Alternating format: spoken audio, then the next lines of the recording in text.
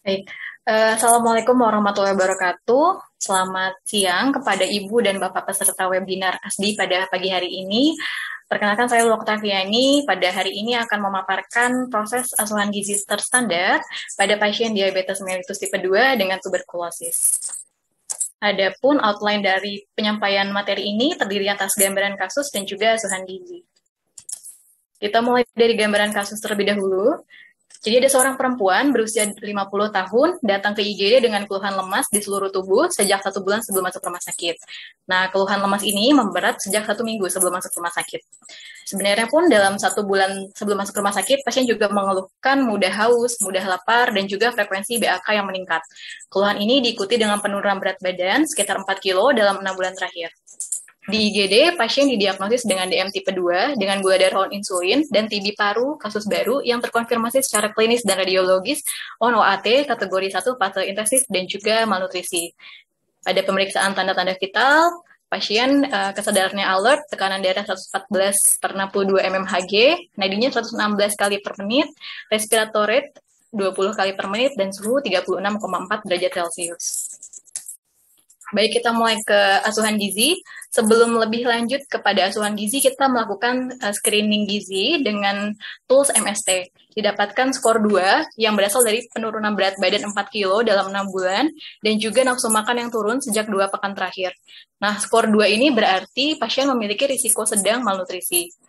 Usia pasien 50 tahun dengan jenis kelamin perempuan, pendidikan SMA, pekerjaan sebagai ibu rumah tangga, agamanya Kristen, dan tidak ada riwayat penyakit yang sama dalam keluarga.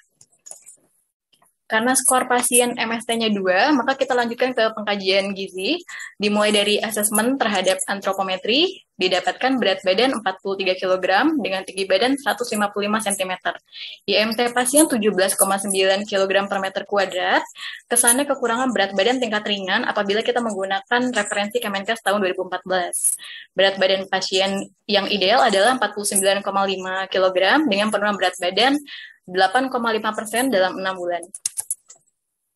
Berdasarkan pengkajian pada biokimia pada tanggal 22 April 2022, didapatkan kesan bahwa pasien mengalami anemia karena memang Hb-nya di bawah normal, yaitu 11,8.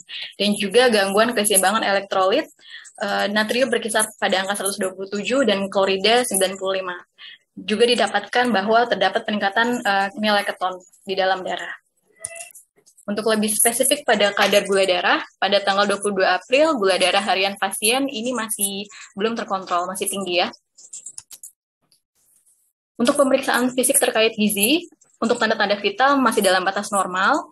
Kemudian ada gejala khas DM dalam 1 bulan terakhir, yaitu mudah lapar, mudah haus, dan frekuensi BAK yang meningkat.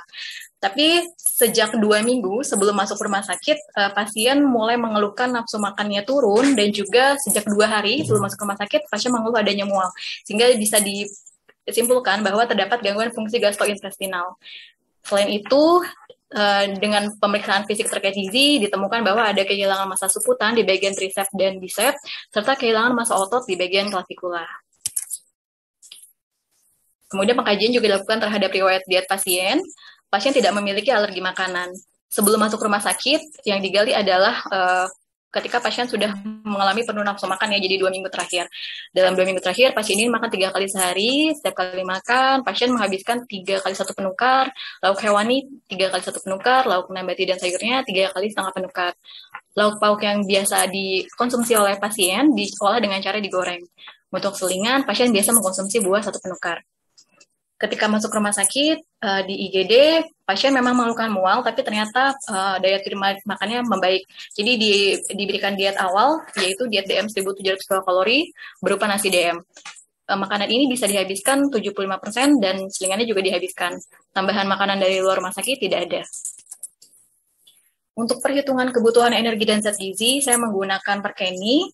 Jadi berat badan yang digunakan adalah berat badan ideal yang kemudian dikalikan 25 karena ini perempuan, kemudian juga dikoreksi dengan beberapa faktor. Yang pertama menggunakan faktor koreksi usia, karena pasien ini berusia 50 tahun maka dikurang 5%. Kemudian saat ini pasien dalam kondisi istirahat, aktivitas fisiknya ditambahkan 10%. Untuk stres metabolik sendiri, saya mengkoreksi ditambahkan 20% karena pasien dengan TB paru.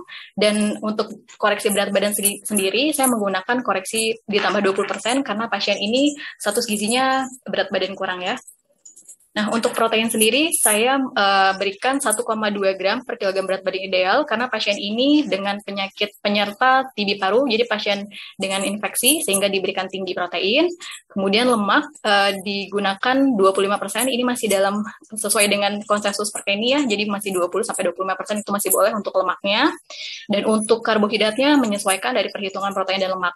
Tapi di sini juga harus dilihat bahwa dalam konsensus Perkeni masih diperbolehkan untuk konsumsi karbohidrat 45-65%. Nah, untuk perhitungan pada pasien ini 62%, jadi sebenarnya masih dalam batas yang diperbolehkan oleh Perkeni. Nah, untuk natrium dan klorida sendiri ini disesuaikan dengan kondisi pasien karena memang pasien sedang hiponatremia dan hipokloremia, jadi kebutuhannya memang sangat personal dan sangat kondisional saat itu. Untuk cairan sendiri bisa sampai 2100 ml. Nah, kemudian hasil anamnesis terhadap asupan sebelum masuk rumah sakit dan rumah sakit ini dibandingkan dengan kebutuhan, dan didapatkan kesan bahwa asupan energi dan zat gizi saat masuk rumah sakit dan rumah sakit tidak adekuat. Asupan cairan sebelum masuk rumah sakit pun tidak adekuat.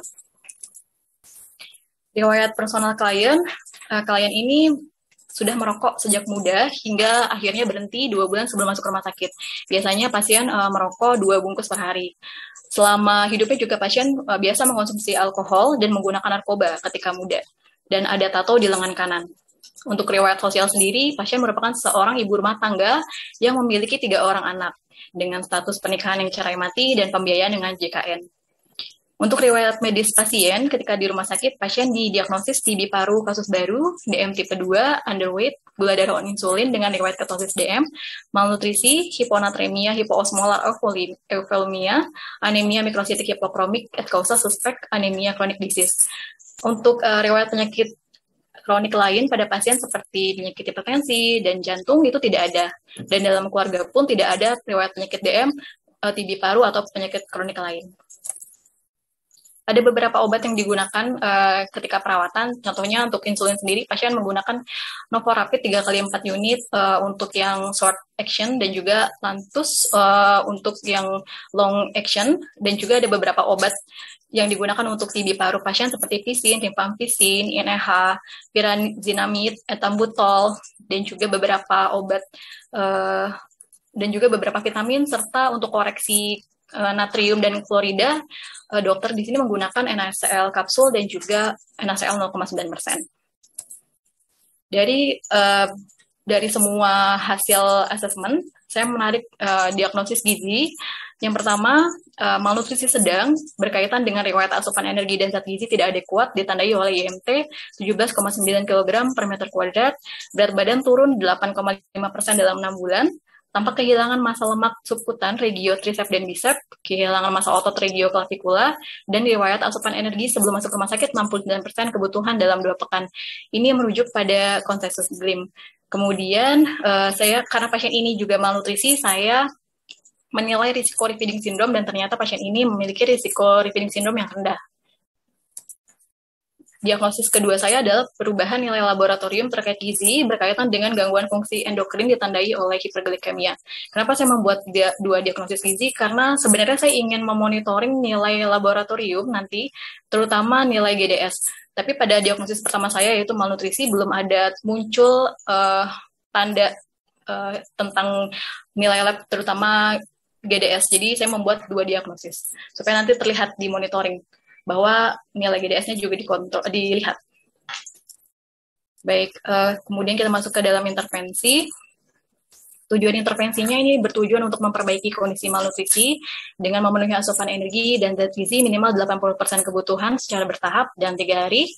Dengan implementasi preskripsi diet, diberikan diet DM 1.800 kilokalori bertahap mulai dari 1.500 kilokalori per oral berupa nasi DM 1.300 kilokalori dan makanan cair DM 200 ml. Frekuensi makanan utamanya 3 kali dan selingnya 3 kali. Jadi makanan cair DM ini diberikan di jam 21 malam. Untuk estimasi asupan energinya sekitar 83% dari kebutuhan karena memang pemberiannya masih bertahap disesuaikan dengan toleransi terakhir pasien dan protein yang diberikan masih 1 gram per kilogram berat badan ideal. Intervensi gizinya ini masih bertahap ya. Selain itu diberikan juga edukasi kepada pasien dan keluarganya mengenai pengaturan diet DM selama perawatan di rumah sakit. Jadi karena pasien ini juga menggunakan insulin, maka harus dijelaskan untuk jam makannya, kemudian standar makanannya secara garis besar seperti apa, seperti itu. Kemudian masuk ke dalam monitoring dan evaluasi. Monitoring dan evaluasi ini berkaitan dengan sign symptom yang sudah saya buat di diagnosis gizi. Jadi ada 4 indikator yang akan dimonitoring dan dievaluasi. Yang pertama adalah asupan. Asupan ini akan dimonitoring setelah 3 hari intervensi dengan cara analisis Comstock dan juga recall makanan dari luar rumah sakit. Jadi pasien akan ditanyakan apakah pasien mengkonsumsi makanan dari luar rumah sakit atau tidak. Kemudian yang kedua adalah biokimia, yang juga dilakukan monitoringnya 3 hari setelah intervensi dengan cara pencatatan data biokimia pada rekam medis elektronik. Dan yang ketiga adalah pemeriksaan fisik terkait gizi yang akan dimonitoring 3 hari setelah intervensi. Ini berupa pencatatan TTP, kemudian anamnesis terkait keluhan gastrointestinal, karena memang pasien punya masalah gastrointestinal di awal ya, dan pemantauan kondisi fisik terkait gizi yang berkaitan dengan malnutrisinya, apakah masa lemak subkutannya sudah perbaikan dan juga masa ototnya sudah perbaikan atau belum. Gitu. Dan yang terakhir adalah terkait antropometri yang akan dimonitoring 7 hari setelah intervensi dengan melakukan penimbangan berat badan. Baik, kita mulai masuk ke dalam monitoring asupannya dulu. Jadi untuk pertama kali ini pasien diintervensi pada tanggal 22 April 2022, diberikan diet DM 1.500 kilokalori sesuai dengan preskripsi diet yang tadi sudah dibuat. Dan bentuk breakdown makanannya adalah diberikan nasi DM 1.300 kilokalori dan makanan makanan cair DM 200 ml jam 21. Kemudian di monitoring 3 hari kemudian itu pada tanggal 25, makanan utama dan selingan habis 100%, kemudian pasien mengkonsumsi makanan dari luar rumah sakit berupa susu kotak coklat yang ukuran 250 ml. Estimasi asupannya telah memenuhi 93% dengan protein 1,2 gram, lemak dan karbohidrat juga sudah memenuhi karena sudah di atas 80%. Untuk natrium dan klorida sendiri karena memang pasien menggunakan NaCl kapsul dan juga ada infus, jadi bisa terpenuhi kebutuhannya selama masa koreksi. Dan untuk cairannya sendiri balansnya masih 800 ml per 24 jam karena masih ada cairan yang diberikan. Kemudian pada waktu selanjutnya monitoring kedua itu dilakukan pada tanggal 28 April. Yang dimonitoring adalah intervensi yang dibuat pada tanggal 25 April ya. Jadi makanannya ini dinaikkan menjadi diet DM 1.800 kilokalori yang terdiri dari nasi DM 1.300 kilokalori dengan makanan cair DM 2 kali 250 diberikan di jam snack jam 10 dan jam 21. Karena memang pasien ini menggunakan insulin kerja panjang, jadi diberikan malam supaya menghindari adanya hipoglikemia pada pagi harinya.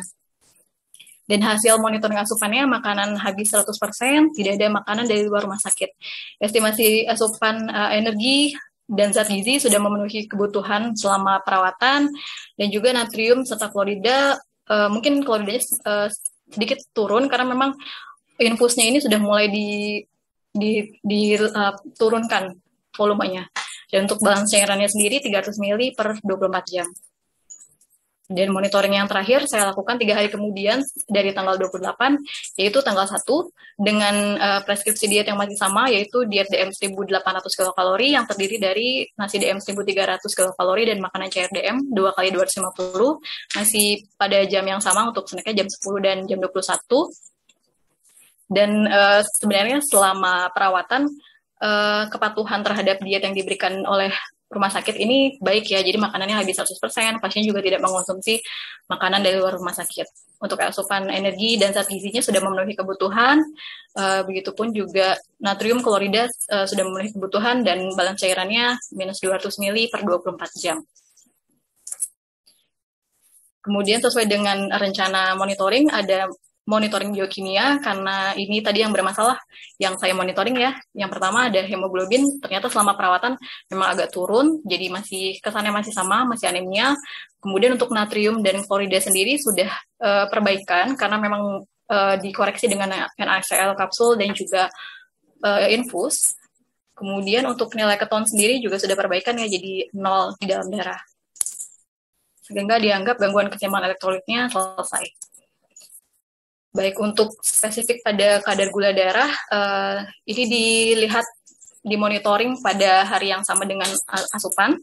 Jadi pada tanggal 25 April ini trennya masih tinggi gula darahnya. Di awal-awal masih terkontrol, kemudian mulai jam 12 mulai naik, mencapai puncak pada jam 18, kemudian agak turun sedikit tapi masih di atas normal. Jadi sehingga bisa disimpulkan bahwa nilai gula darah sewaktunya belum terkontrol. Kemudian pada tanggal 28 April, gula darahnya sudah mulai terkontrol, dan pada tanggal 1 Mei, gula darahnya terkontrol. Ini hanya ada 2 jam pengecekan, karena memang tanggal 1 Mei itu pasiennya pulang. Untuk monitoring pemeriksaan fisik terkait gizi, karena tadi yang bermasalah ada terkait fungsi gastrointestinal dan juga tanpa kehilangan masalah lemak subkutan dan otot, makanya saya akan berfokus di situ. Untuk penurunan nafsu makan sudah perbaikan, jadi selama di rumah sakit pasien sudah nafsu makan, jadi bisa menghabiskan seluruh makanan yang diberikan. Untuk mualnya pun sudah selesai, jadi pasien bisa makan dengan nyaman. Dan juga untuk kehilangan massa lemak subkutan di bagian tricep, bicep, kemudian kehilangan massa otot di bagian klavikula ini belum teratasi selama perawatan. Kemudian yang terakhir adalah monitoring antropometri. Selama perawatan, pasien ini kan memang berat badan awalnya 43 kg ya, diukurnya pada tanggal 22. Kemudian 7 hari kemudian dimonitoring dan ternyata berat badannya masih sama, 43 kg. Jadi belum ada perubahan berat badan selama perawatan. Untuk evaluasi, selama perawatan asupan pasien sudah memenuhi 100% kebutuhan, gula darahnya juga sudah mulai terkontrol, keluhan gastrointestinal selesai, tetapi belum terdapat peningkatan berat badan. Perlu adanya intervensi lebih lanjut di rawat jalan yang bertujuan untuk memperbaiki kondisi malnutrisi pasien, karena memang salah satu diagnosis yang saya angkat di sini adalah malnutrisi. Selain itu, diberikan pemberian edukasi dan konseling yang lebih lanjut dan berkesinambungan, seperti yang sudah tadi Mas Tony sampaikan, bahwa tidak bisa edukasi dan konseling itu dijadikan hanya satu kali saja dengan banyak materi ya, tapi harus ada kesinambungannya oleh nutrisionis dan dietitian kepada pasien dan keluarga untuk memperoleh komitmen bersama dalam mencapai keberhasilan tujuan asuhan gizi dan adanya perubahan gaya hidup. Karena juga pasien ini baru didiagnosis di perawatan ini, jadi untuk penyampaian edukasi dan konseling ini harus bertahap di rawat jalan. Kemudian pemberian diet yang tepat diperlukan sebagai penunjang keberhasilan terapi medis, dan harus ada kolaborasi dengan dokter, perawat, dan tenaga kesehatan lain yang diperlukan dalam pemberian terapi gizi pada pasien. Ya, sekian pemaparan nutrition care process pada pasien DM tipe 2 dengan TB paru oleh saya. Terima kasih atas atensinya. Mohon maaf apabila ada kesalahan. Assalamualaikum warahmatullahi wabarakatuh. Saya kembalikan ke moderator.